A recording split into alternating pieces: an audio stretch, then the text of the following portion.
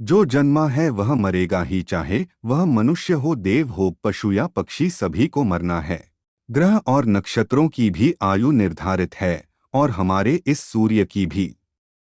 इसे ही जन्म चक्र कहते हैं। जन्म मरण के इस चक्र में व्यक्ति अपने कर्मों और चित्त की दशा अनुसार नीचे की योनियों से ऊपर की योनियों में गति करता है और पुनः नीचे गिरने लगता है। यह क्रम तब तक चलता है जब तक कि मोक्ष नहीं मिल जाता है। कई बार स्थितियां बदल जाती हैं। आओ जानते हैं गरुड़ पुराण अनुसार कि मरने के बाद क्यों नहीं शव को अकेला छोड़ा जाता। दाह संस्कार कुछ समय के लिए टाल देते हैं। इन 3 कारणों से पहला कारण सूर्यास्त के बाद हुई है मृत्यु। तो हिंदू धर्म के अनुसार शव को जलाया नहीं जाता है। इस दौरान शव को रात भर घर में ही रखा जाता और किसी न किसी को उसके पास रहना होता है। उसका दाह संस्कार अगले दिन किया जाता है। यदि रात में ही शव को जला दिया जाता है तो इससे व्यक्ति को अधोगति प्राप्त होती है और उसे मुक्ति नहीं मिलती है। ऐसी आत्मा असुर, दानव अथवा पिशाच की योनि में जन्म लेते हैं। दूसरा कारण है कि यदि किसी व्यक्ति की मृत्यु पंचक काल में हुई है तो पंचक काल में शव को नहीं जलाया जाता है। जब तक पंचक काल समाप्त नहीं हो जाता तब तक शव को घर में ही रखा जाता है और किसी न किसी को शव के पास रहना होता है। गरुड़ पुराण सहित कई धार्मिक ग्रंथों में उल्लेख है कि यदि पंचक में किसी की मृत्यु हो जाए तो उसके साथ उसी के कुल खानदान में 5 अन्य लोगों की मौत भी हो जाती है। इसी डर के कारण पंचक काल के खत्म होने का इंतजार किया जाता है। परंतु इसका समाधान भी है कि मृतक के साथ आटे, बेसन या कुछ सूखी घास से बने 5 पुतले अर्थी पर रखकर इन 5 का भी शव की तरह पूर्ण विधि विधान से अंतिम संस्कार किया जाता है।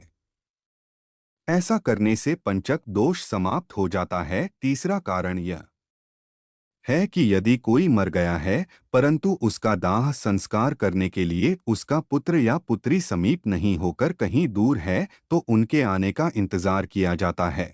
तब तक शव को घर में ही रखा जाता है और किसी न किसी को शव के पास रहना होता है। कहते हैं कि पुत्र या पुत्री के हाथों ही दाह संस्कार होने पर मृतक को शांति मिलती है, अन्यथा वह भटकता रहता है। शव अकेला नहीं छोड़े। शव को अकेला छोड़ दिया जाए तो उसके आसपास लाल चींटियां या अन्य कोई नरभक्षी रेंगने वाला प्राणी या पशु आकर शव को खा सकता है। इसीलिए वहां कोई ना कोई व्यक्ति बैठकर शव की रखवाली करता है। दूसरा कारण, रात में मृत शरीर को अकेला छोड़ दिया जाए तो आसपास भटक रही बुरी आत्माएं भी उसके शरीर में प्रवेश कर सकती हैं। इससे मृतक के साथ साथ परिवार को भी संकट का सामना करना पड़ सकता है। तीसरा कारण, शव को इसलिए भी अकेला नहीं छोड़ा जाता क्योंकि मृतक की आत्मा वहीं पर रहती है। जब तक उसका शरीर जल नहीं जाता तब तक उसका उस शरीर से किसी न किसी रूप में जुड़ाव रहता है।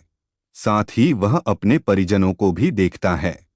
अकेला छोड़ दिए जाने से उसका मन और भी ज्यादा दुखी हो जाता है। हालांकि अधिकतर लोग गहरी नींद में चले जाते हैं। बहुत ज्यादा स्मृतिवान या चेतनावान ही जान पाते हैं कि मैं मर चुका हूं। यह भी माना जाता है कि यदि ज्यादा समय हो जाए तो शव से निकलने वाली गंध के चलते कई तरह के बैक्टीरिया भी पनपने लगते हैं और मक्खियां भी भिनभिनाने लगती हैं। इसीलिए वहां इस दौरान अगरबत्ती की सुगंध और दीपक भी जलाया जाता है। यह भी कहा जाता है कि शव को अकेले छोड़ने से कई लोग जो तांत्रिक कर्म करते हैं उनके कारण भी मृत आत्मा संकट में पड़ सकती है।